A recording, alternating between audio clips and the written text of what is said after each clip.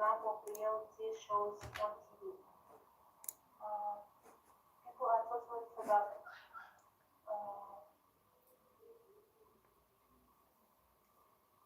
As a number? No. Fed up with. With a number. Older people aren't as open to new ideas. Open to new ideas. As younger people are. People are sick to being bombarded. No, sick of. Of being. Mm-hmm. Older people are hooked on. Hooked on. Hooked on. Mm-hmm. As a nation, we are very proud of our sports and achievements. Couples are not as keen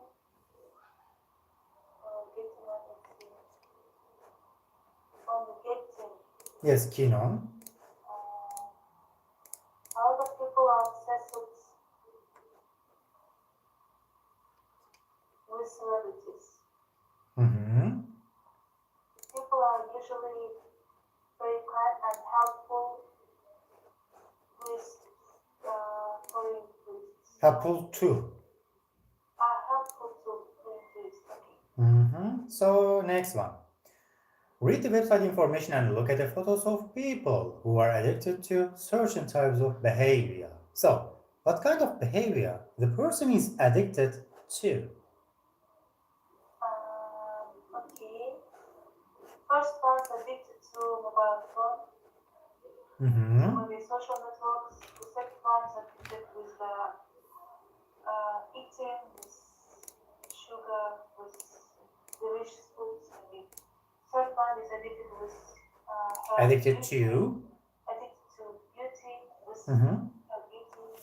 Four is addicted with maybe To. his sport or with his health. Maybe. Fifth To. one addicted to. Sorry. Fifth one addicted to. How to say it? I know.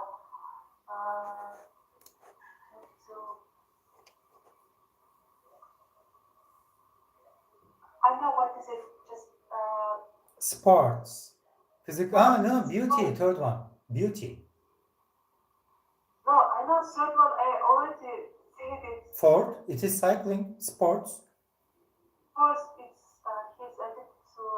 His physical appearance. Yes, physical. Appearance, shape, body, health.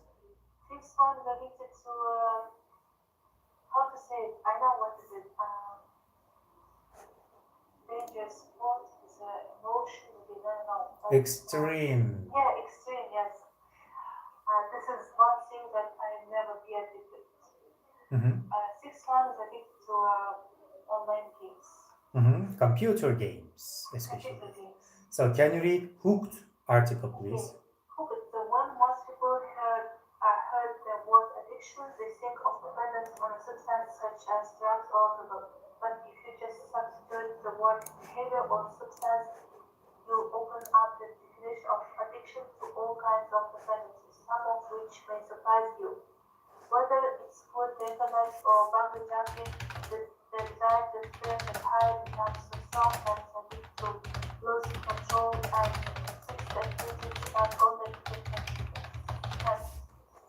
Yep, so what is the main idea of this text? The main idea is people can be addicted on everything. Yes. Addicted to everything. Yeah, addicted to, and they can lose their control on it. Mm-hmm. So, are you addicted to something? I'm addicted maybe with my future, and I think I'm addicted with my future. Addicted to. Addicted to my future, oh my god. Okay, to. Repeat after me. Insurance.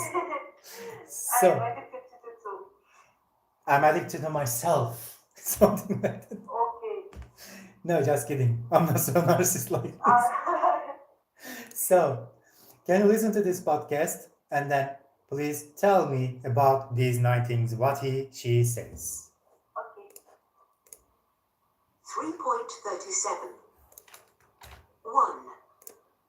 Dopamine is a chemical in the brain which makes you feel good. 2. To quit a substance or a behavior means to stop taking it or doing it.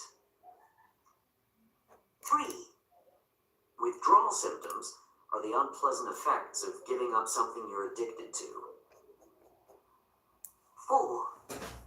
To wean somebody off something means to slowly help somebody to stop taking or doing something.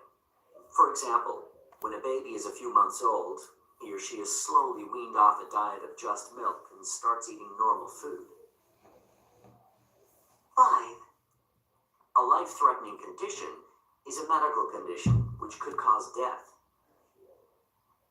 6. To go cold turkey means to stop an addictive behavior very abruptly.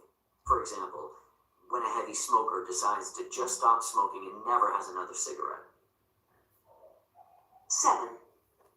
Nicotine patches are a kind of plaster which people use to try to stop smoking. They're stuck on the skin and release nicotine into the body. 8. To have counseling means to get professional advice about a problem. For example, marriage guidance counseling. 9. To have a relapse means to become ill again after having previously improved. Okay. So, listening to you. So the dopamine means it's a medical tablet to make you feel good. Mhm. Second one, to quit a substance or behavior means start to do something or start to get something. Mhm. The third one is get addicted to something. Mhm. Fourth one is slowly to help do something like start eating normal foods except milk, like Gradually giving up, gradually cutting off something. yeah. Fifth one is a medical condition. It's having death. Mhm. And sixth, it's to go cold turkey. I understand it means maybe stop to smoking Immediately. immediately. Mhm. Yeah. 7 nicotine patches. It's an alternative for stop smoking Mhm. to help it. 8 one is to have professional counseling with someone about your problem. Mhm. 9 it's to improve. Mhm. I don't know what, but to. Because I wrote something about to improve. Mhm. You improve relapse? Yes. How can you improve relapse? Improve relapse, like I think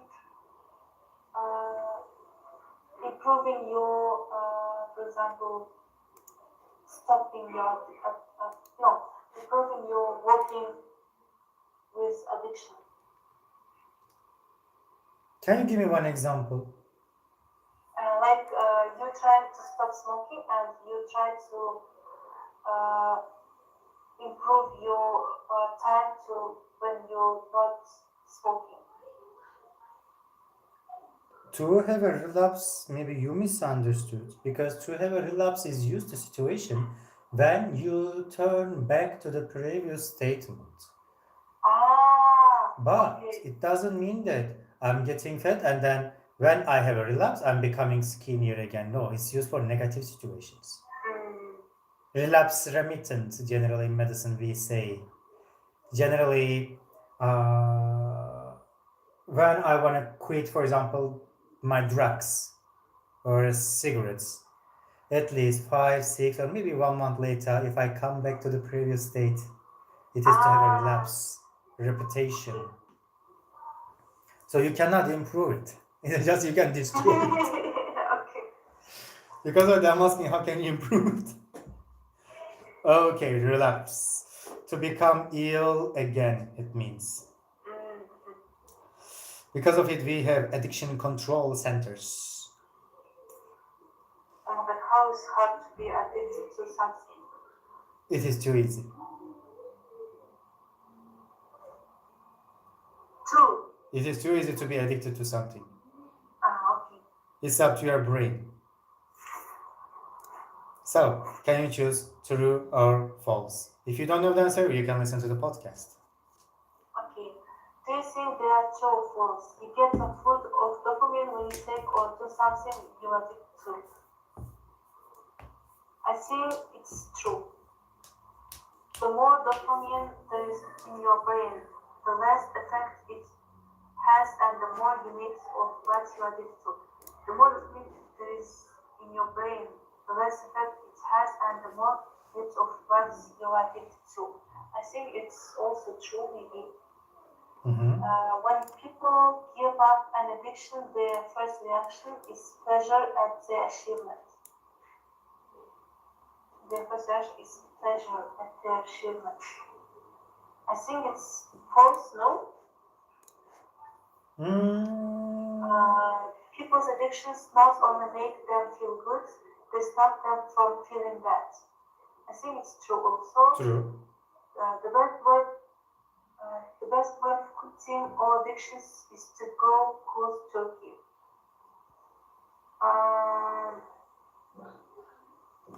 No, actually, it's not the best way. It's helpful to use aids such as nicotine patches when trying to stop some addictive behavior. When you try to stop some addictive, I'm not sure that it will help you. Maybe it's false. It can be true, maybe. All addicts need to be treated with a combination of medication and counseling. So No, false. Family support is important to stop addicts from having a relapse. I think it's true. So, can you listen to this podcast and then check the answers, please? I think we can not. I think Skip we it. can skip this part. Okay. So, let's go. What's the difference between being addicted to or hooked on something? Or being obsessed with something or someone? Should I read something? No. General culture. What is the difference between being addicted to or hooked on something? Or being obsessed with something? Or being addicted to, it's like you cannot live without it. For example, if you will be addicted to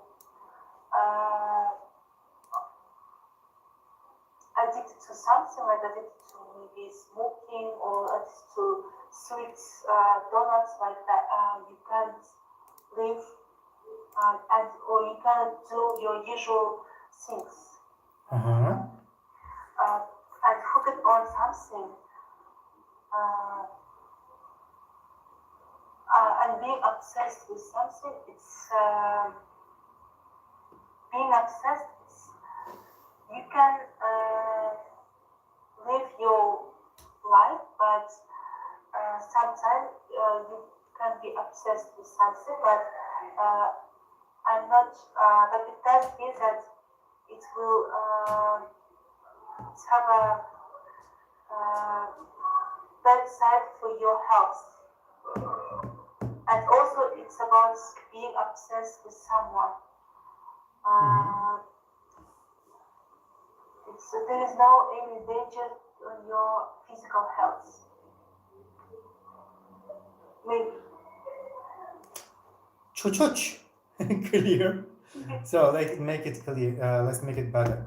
Generally, addiction starts from obsessions.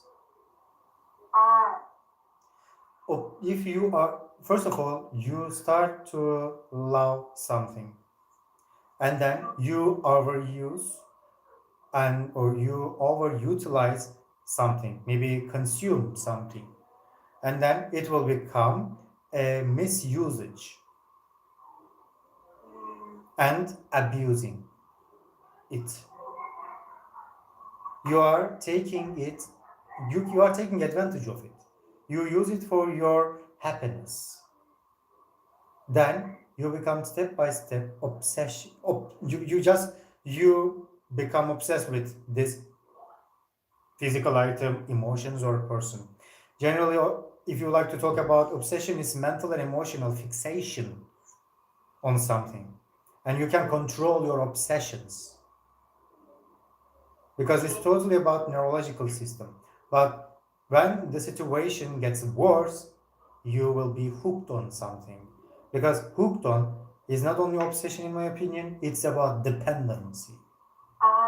Enjoyment, but this enjoyment is a mild level independency. So independency, sorry.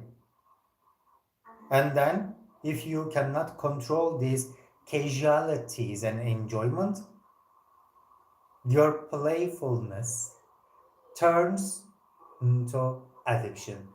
Addiction cannot be controlled. Addiction cannot be cut off.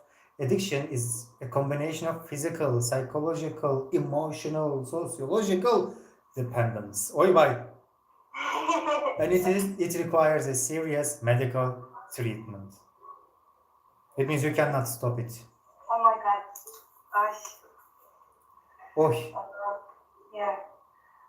Look at some tweets about obsessions. What do you think the highlights phrases mean? Okay. My best friend is completely obsessed with her new boyfriend. She goes on and on about him the whole time. She goes on and on. I think it means she's living with, I don't know. It means she can't live without him, maybe. Obsession. Yeah, obsession. I have to admit, I have got a bit of an obsession with bikes. I'm always looking at websites and checking out new models. Oh my god. Even I know that I don't have money, I'm just checking. How got a bit of an obsession? It means I'm coming, or just a little bit obsession with obsession. Actually, I don't want to call it obsession. Yeah, it's like it's men's activity. How you always scroll Kaspi Market to find good clothes, hijab, something like that for yourself. Men have two hobbies: car, that I don't have car, and a bicycle for me, because I'm a rider. And I always check bicycles, new models, their features, but not to buy, just enjoyment, time spending. Yeah.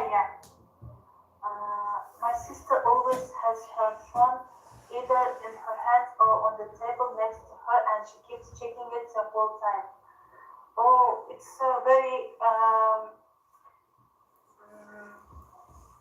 close to me, and I don't like it, but she keeps checking it. Yes, I understand what this. She keeps checking. It's when she always check it. That maybe the Prime Minister will send you a message one day. I always look at my reflection whenever I walk past a shop window. I don't think I'm vain, but I just can't help it. Means she can't control it. Her obsession.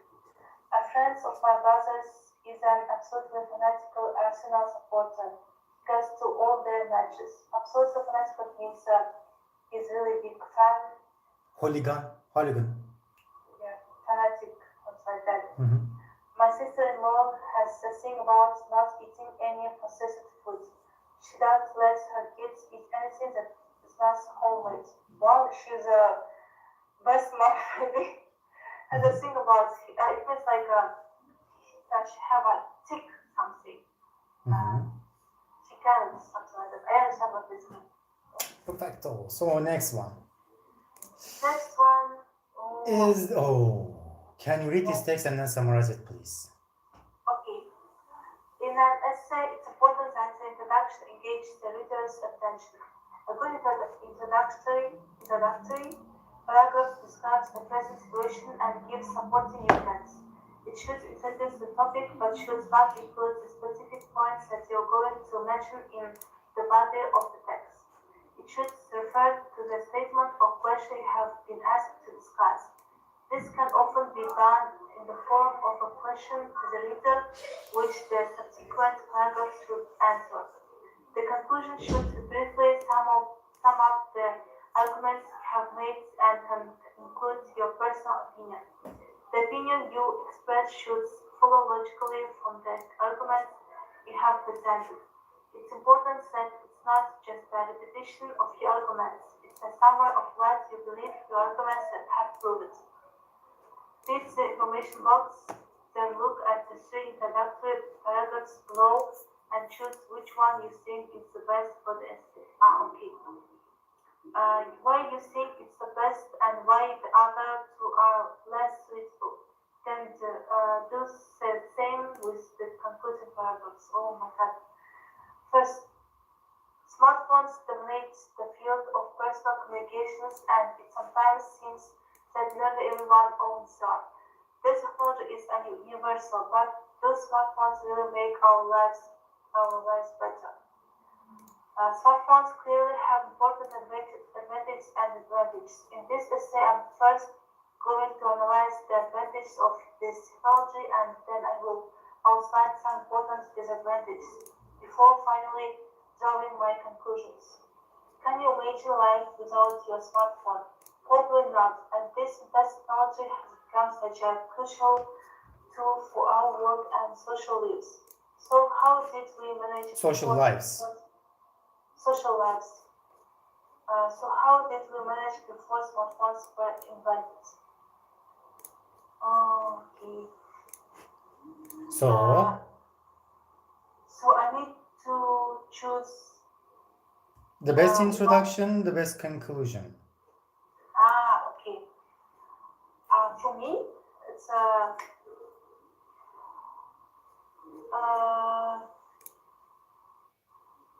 I think it's the first one, right? Because it starts from the intriguing question.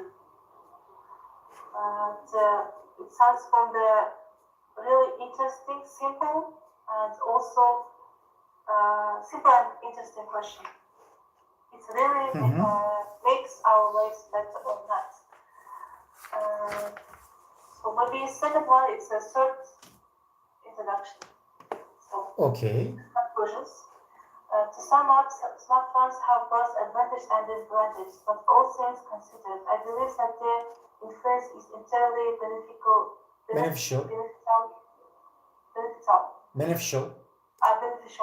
After all, we could not live without them.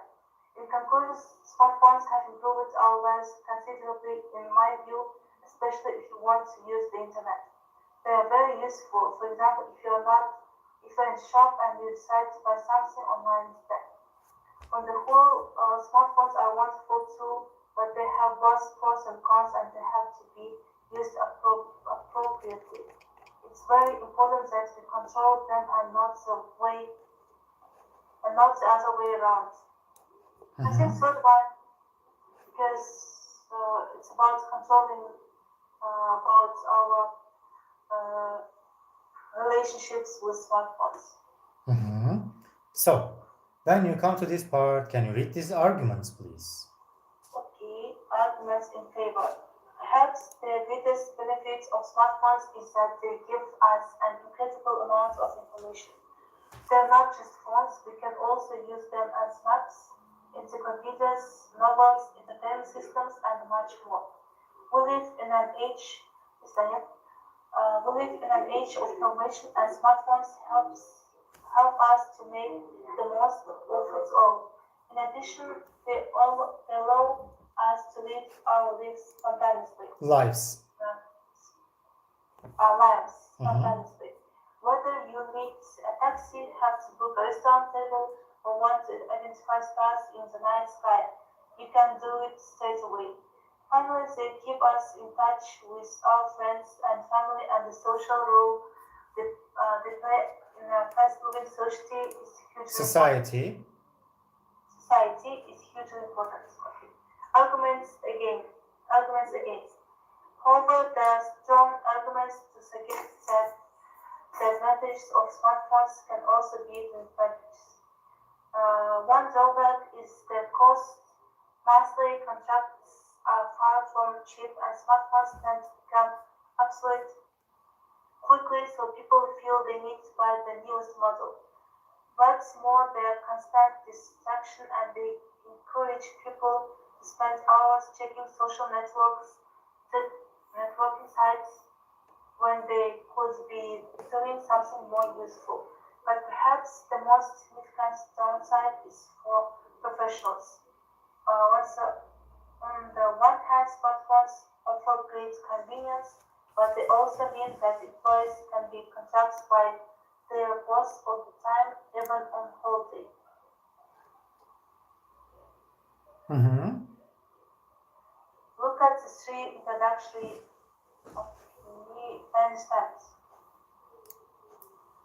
Okay, so look at the three introductory and concluding paragraphs below and choose which one you think is best for the essay. Discuss why you think it's the best and why the other two are less suitable. So I think as I said earlier, it's about the first one. It's better introduction for this, and the last one on the conclusions is a good conclusion. Okay. About the pros and cons. So let's see what we have. Finito. Let's jump business.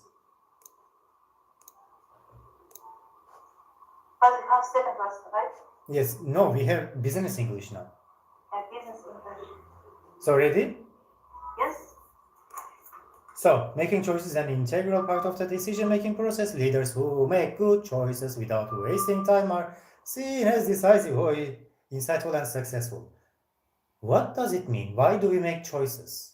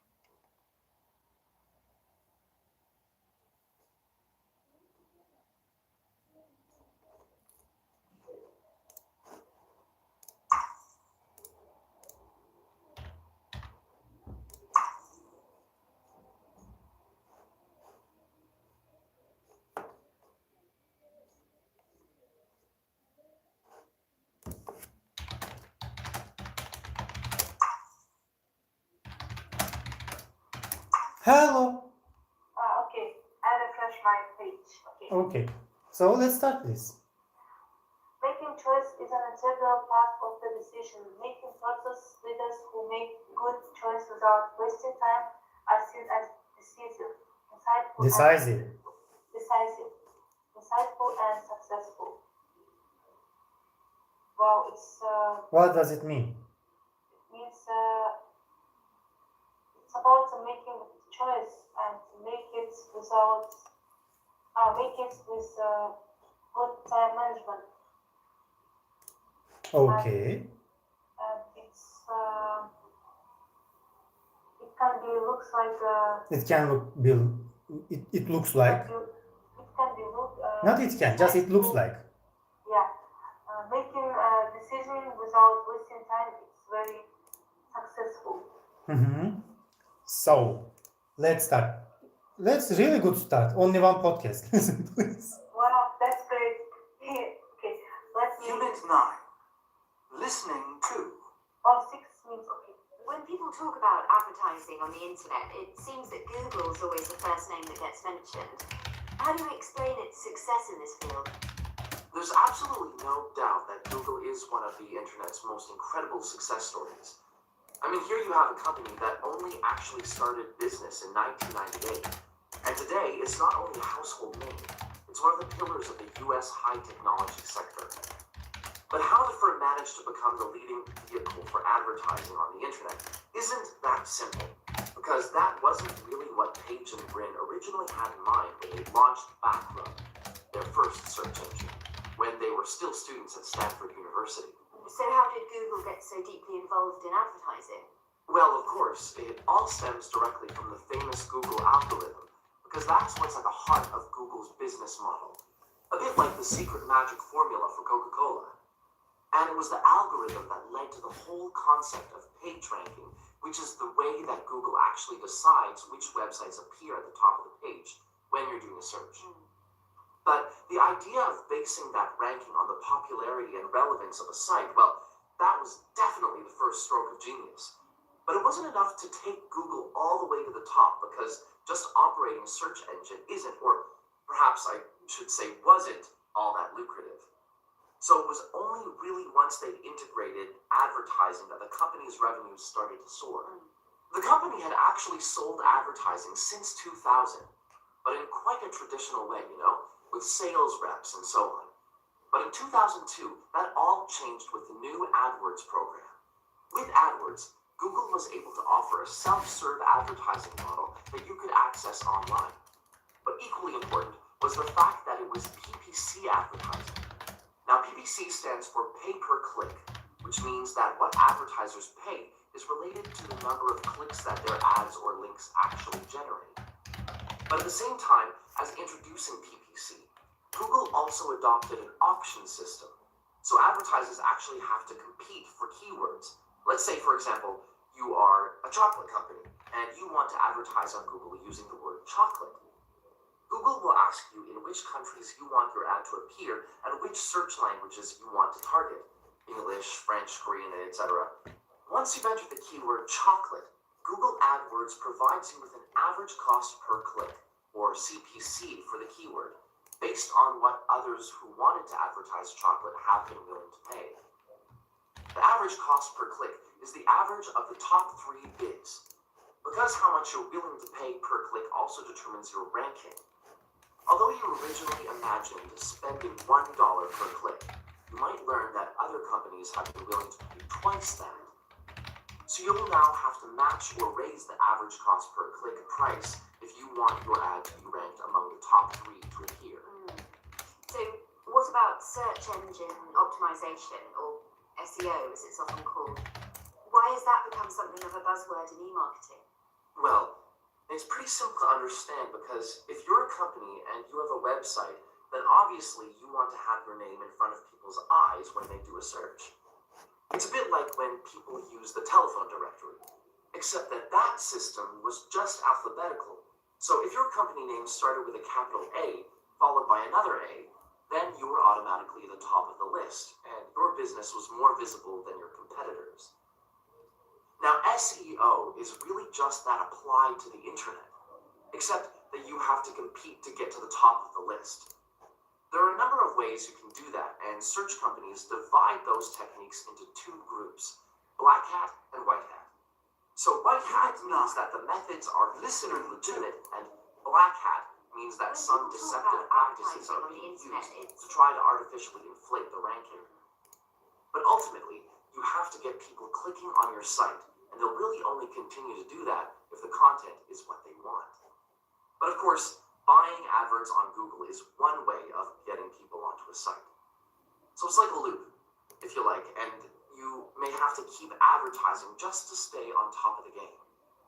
But having said that, the importance of SEO can sometimes be exaggerated, because in fact, sales are mostly generated by links between websites and not so much from clicking on search results. What about the future? How do you think Google will influence the future in e-marketing? In my view, Google's in a very strong position to achieve digital dominance in that field. They have the search engine, They have very precise data about exactly how people are using the internet, and they have the advertising revenue to support their business. But they also have a whole constellation of digital operations in all sorts of different areas. Social networking sites, video entertainment sites like YouTube, mapping sites, and so on. So that's already a very solid foundation, especially when you consider that they also have the ability to interconnect different technologies and to prepare for Web 3.0, the platform of the future. And Google sees that as being a seamless internet-connected environment where people will be able to switch between mobile devices and computers and access or download all types of software and content at the click of a button. I suppose the only cloud on the Google horizon could be a change in internet user behavior, and there are some people who are starting to say that internet users should be paid for all the information that they divulge about themselves when they surf the net. But I don't think that we're there yet. So what that will all mean for people involved in marketing is not entirely clear yet. But what is clear is that Google is here to stay. And I would predict that most marketers will be spending not only more time on Google platforms, but probably a lot more money too. Okay. So listening to you, can you summarize this article? What he says? So mostly it's just this thing was about advertising. Advertising on Google, and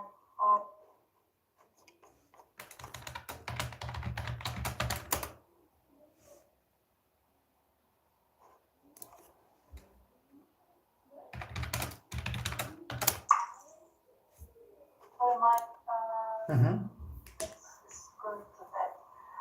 So this podcast interview was about advertising, especially about on the Google. So first, as a success on advertising, have a Google starts as a high-tech, as a USA high-tech sector, and students from the university start to create this Google, and the key of this Google was their famous algorithm as a secret receipt of Coca-Cola, and this idea of this advertising was a genius mind, is a popularity, and it started from the since 2000 year, and in 2002 they start to sell a new advertising type, self advertising. It's called PPC. It's advertising by yourself, and by using the keywords, by choosing the country. And as an example, we can say about chocolate company, and you give a keywords about chocolate, and you choose your country. So something like that, and so there is. They can be paid by the click, like $1 per click, and also third question is about marketing, about companies. So many companies try to buy advertising and just to being popular or being seen, for example, as by your name of company, something like that, being more visible. So also the most of companies try to buy advertising to stay, just to stay up and being popularity. Being popular or to gain popularity. Yeah, being popular, and about the future of advertising of Google. Google have a very strong Has a very strong reputation. And and also they have a big data about customers. That's why they will be in the top of positions on the advertising. What do you think about Web 3.0? They talked about it. What? Web 3.0. Web 3.0? Uh-huh. I don't know what. Revolution of web. Revolution of web. I don't know what. Actually, I learned it in my university, but I forget everything. Yes. So, they talked about search engine optimizations, Web 3.0, digital platforms revolution, YouTube, Google Maps, white hat and black hat methods, search engine optimization, as you know. Google AdWords 2002, they said, pay per click advertisements, etc. So, do you know some other examples? Of that type of advertisement? Not only advertisements, I'm talking some advertisements for advancements in technologies.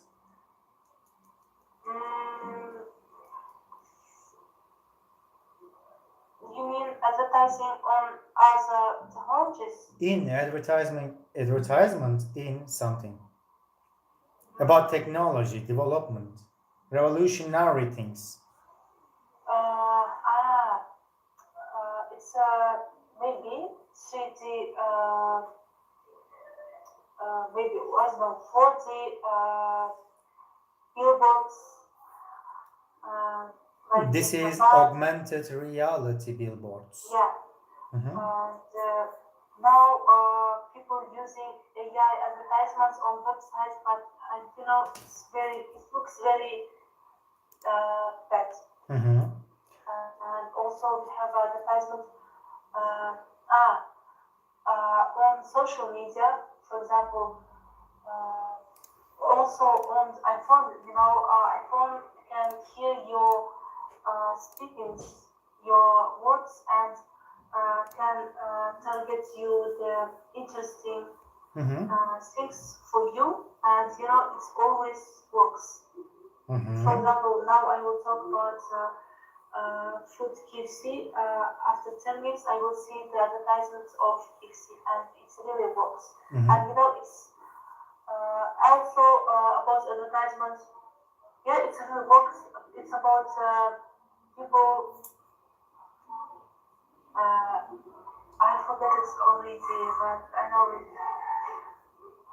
It's people recommendation system using machine learning with deep learning, and I think it's very interesting.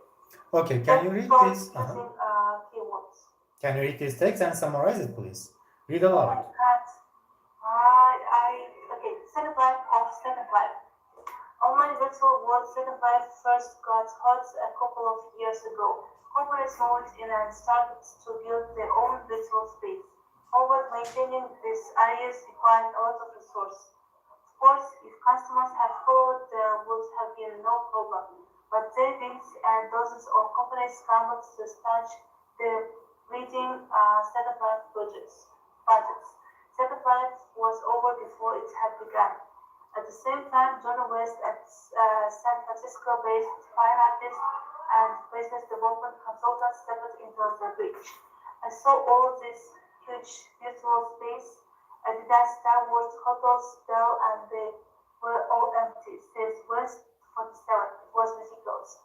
In just 2 years, West had rewritten the rules of corporate marketing on Second Life, and a big user of the suites, she realized that billboards, commercials, and streaming video fell flat among hyper-creative users who want to interact. Instead, she concluded companies should try to spark user-to-user discussions.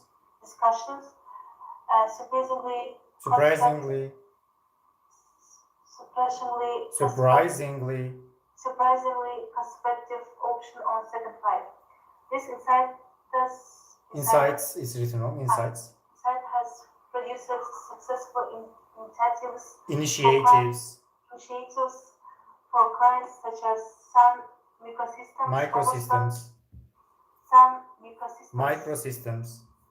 Microsystems, Overstock.com, and Nestle, and made best film with second marketing, the leader in shepherding name brands companies back to the virtual world.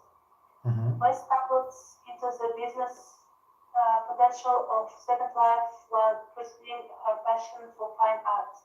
I thought it would be fabulous to create a virtual art gallery where I could bring people from all around the world, she says.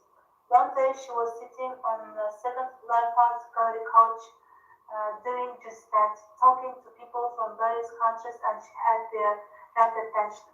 At that point I realized how powerful one engagement could be in Second Life. Let's use techniques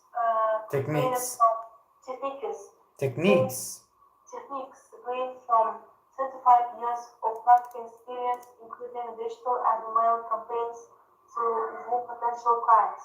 She calmly explained that previous failures of Second Life were the result of not harnessing the medium appropriately to reach its 14 million users, up to 66,000 of whom are present at any time. I described the mistake companies made like this. Imagine you have never been to Manhattan. You cross the George Washington Bridge and someone hands you a guidebook. The first place you go to is not the Reebok store. Reebok. Reebok store. Mhm. Translation. Second Life is not a place to make sales. It's also a venue where large companies don't have to spend $10 million to build an elaborate space when 10,000 to 100,000 used judiciously can have a much larger impact. For an early campaign with Colgate, for example, West staffers went out in the virtual world to give out about 35,000 Colgate smiles, along with a list of 10 cool places that make you smile. Avatars aren't born with smiles, and people often don't know where to go in Second Life. She says users want companies to bring something relevant to the community. Okay, what is the main idea? The main idea about best really cool advertising to make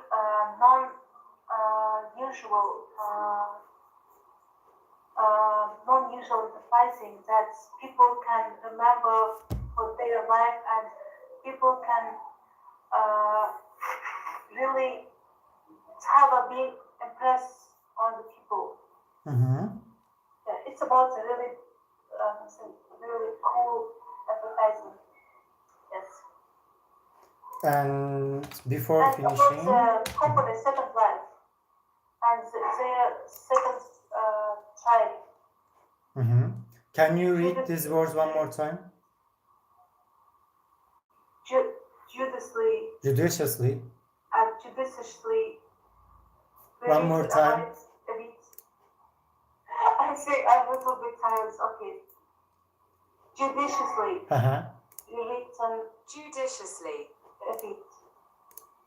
Rewritten. It is written, not written. Written. I feel like And last one, avit. A bit. Keen on something, it means avit. Judiciously, it is logically, intelligently rewritten, as you know, right again. And then avit, inspired, motivated, and aspirational, we can say. So this will be your homework. So I have one more lesson, I guess, with you. Yes. So 5 minutes break, then come back again. Yeah, goodbye. Goodbye. See you soon.